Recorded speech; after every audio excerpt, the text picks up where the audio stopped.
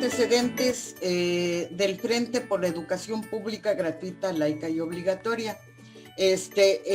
Voy a ser un poco no académica en la presentación de este tema, porque regularmente a veces la academia tiene demasiados formatos que impiden ver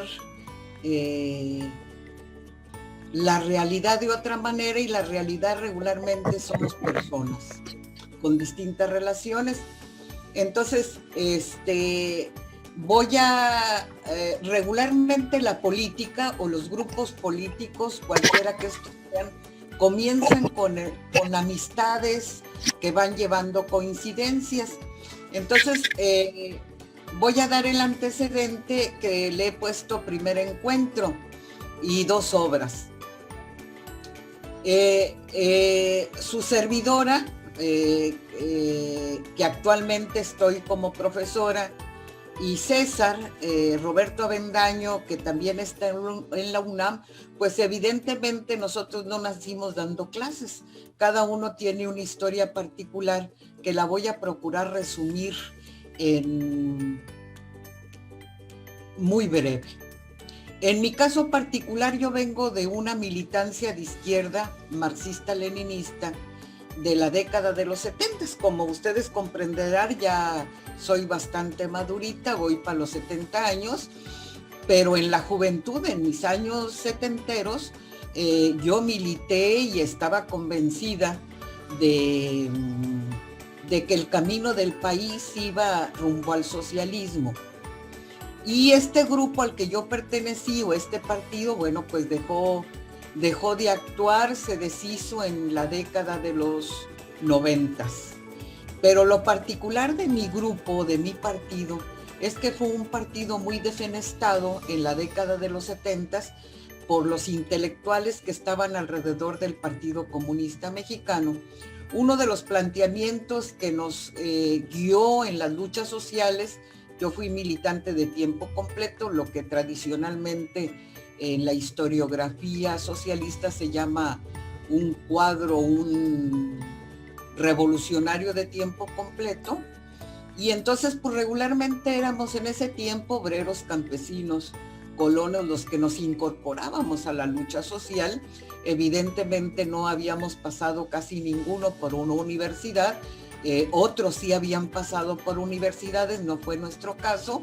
Y entonces fuimos un partido que sí ahondó en las luchas sociales, en el campo sobre todo. Yo vengo del movimiento obrero, y pero fuimos maltratados, dijéramos, con nuestros compañeros de las otras organizaciones, y además con el problema de que uno le entregó la vida y de pronto pues te das cuenta que las cosas no son como debieran ser, un poco como lo que plantea Albert Camus. Entonces, lo que me ocupaba a mí después de salir de la militancia, que estuve más de 2 décadas, era reflexionar sobre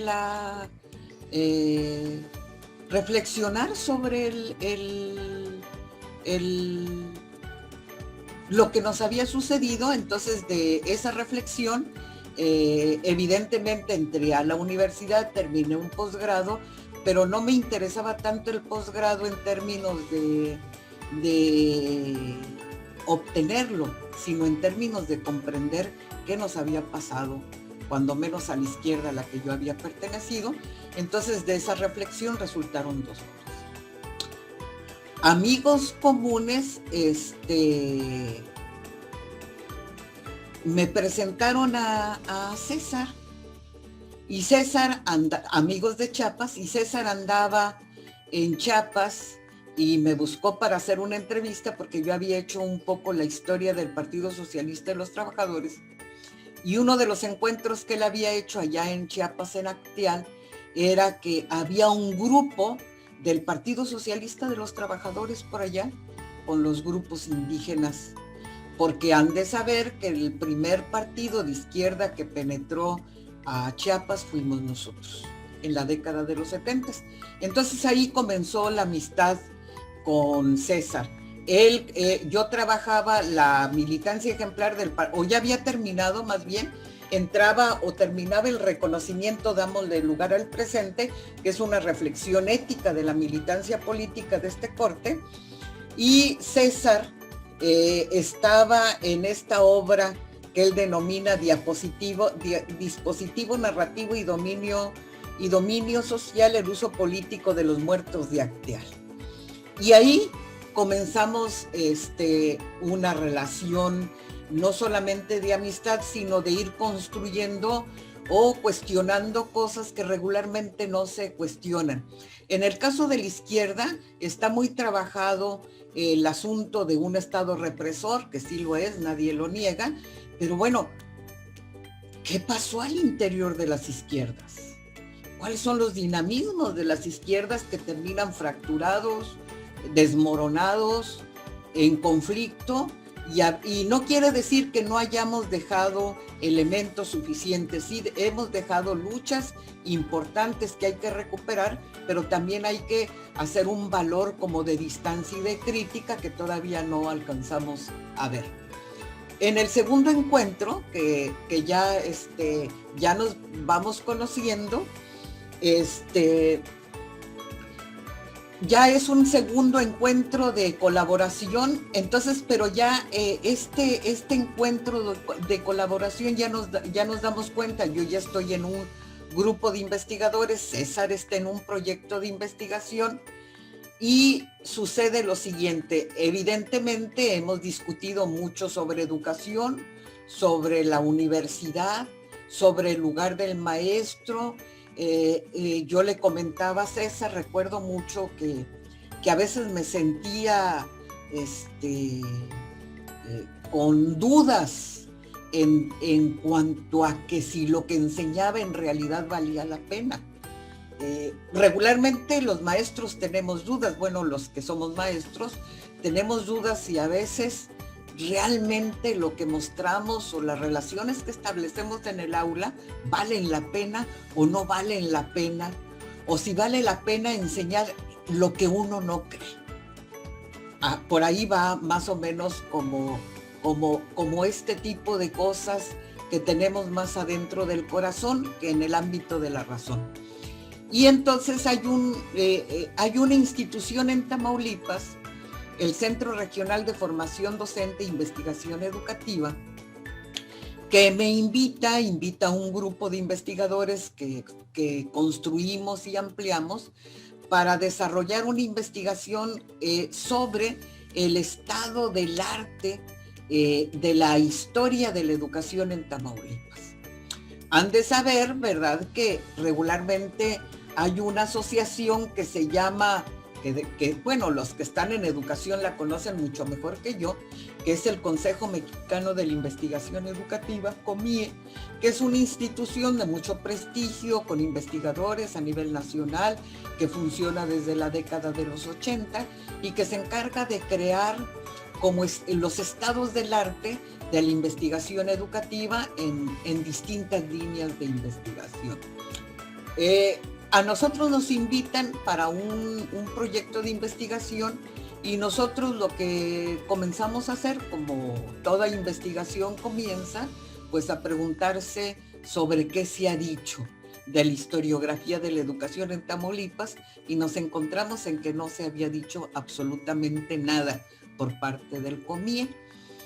Y nos enfrentamos a la tarea de que eso era lo que tendríamos que hacer nosotros.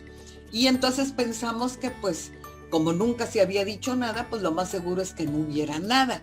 Entonces que quizá nos llevaríamos un año en la investigación. Y con el grupo de investigación pues trabajábamos, vimos los criterios de metodológicos de COMIE y dijimos, bueno, pues hay que entrar a la investigación. Pero oh, sorpresa, pues no eran unos cuantos textos lo que encontramos en nuestros recorridos en el estado, en las bibliotecas, en los archivos y con amistades, sino encontramos que no solamente no se había dicho nada, sino una gran producción sobre la educación en el Estado. Pero el problema, por ejemplo, del COMIE, la diferencia de no seguir los criterios del COMIE, es que en el caso del COMIE no sigue, en nuestro caso, como historia de la educación o la historiografía de la educación, no sigue obras, sigue a los investigadores. Entonces, si no eres investigador de una institución de educación superior y no estás en el SNI, pues no vales nada, ni lo que publiques vale nada. Entonces, si nos hubiésemos atenido a los criterios de investigación del COMIE, pues todavía el estado de Tamaulipas no tuviera un estado del arte, evidentemente porque quienes comenzaron a escribir sobre sus instituciones educativas no eran investigadores, eran maestros. Muy tarde ya un investigador de historia, como en mi caso, que fue ya en el 2000 que se abren las licenciaturas acá en el norte de historia y de las humanidades. Entonces, ¿qué se va a descubrir o qué vamos descubriendo en estas investigaciones? Pues que la educación en el norte no es la misma que nos enseñan, ni siquiera que nos enseñan en la escuela. Que la historia no es cronológica, que las cosas no se terminan por decreto y que hay mucho que rescatar de la historia. Pero evidentemente al interior del grupo de investigación pues tuvimos dificultades de decir qué es obra y qué no es obra histórica. O sea, además de la dificultad de que de los que habían escrito ninguna era de una institución de educación superior, pero mucho menos del Sistema Nacional de Investigadores. Entonces, el siguiente problema fue qué consideras obra y qué no consideras obra. Y pues nos fuimos distanciando y entonces yo le hablo a César y le digo, César, no avanzamos, pues necesitamos también como otra mirada, otro esfuerzo, y entonces vamos descubriendo juntos una novedad impresionante, que son nuevos horizontes de la historia de la educación, pero desde los márgenes de las fronteras, desde las regiones, desde donde el centro no repara. Donde el centro cree que son el ombligo del universo y del mundo, el Distrito Federal, o con todo respeto para mi amigo César, o la UNAM, o sea, creen que está en el centro, y el COMIE creen que está en el centro del universo, y que más allá de lo que se dice ahí, no hay nada.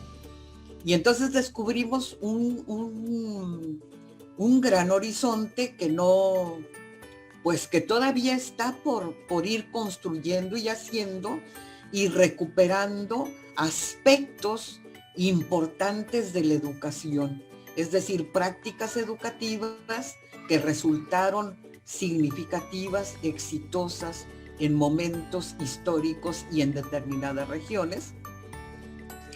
Y entonces ya comenzamos a trabajar estos dos grupos de investigación, el Cuerpo Académico de Historia y Historiografía Regional, que tenemos dos líneas de investigación, y el proyecto con los maestros que encabeza César, del proyecto Universidad, Sociedad y Acción Comunitaria. Voy a pasar nada más la portada de las obras. Esta es una primera de historiografía de la educación. De esta investigación que les comenté de Tamaulipas, sacamos dos obras, dos tomos. Una es de historiografía de la educación del siglo XIX y otra es historiografía de la educación del siglo XX. Son las dos obras, las portadas de las dos obras, y entonces ya hay un estado del arte sobre lo que se ha escrito de la historia de la educación, y los hallazgos son impresionantes para nosotros. Quiere decir que estamos poniendo en tela de juicio el sistema educativo mexicano, pero desde las fronteras, desde,